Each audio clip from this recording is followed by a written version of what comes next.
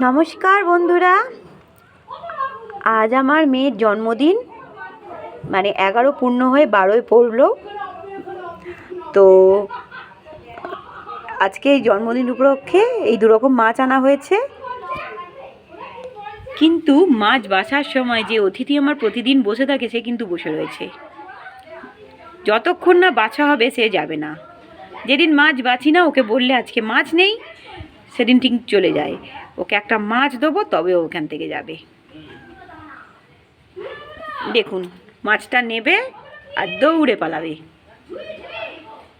যে খাচ্ছে, খেয়েও ফেললোই। দেখুন চিংড়ি মাছটা।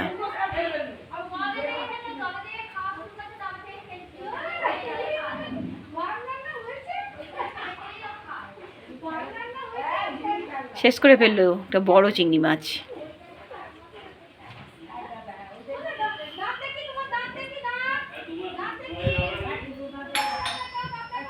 দেখতে পাচ্ছেন আশেপাশের লোকেরা, আশেপাশে বাড়ির সাথে কথা বলছে, তাই এত চিৎকার আসছে। খেয়ে নিল, আর নেই, যাও, আর নেই।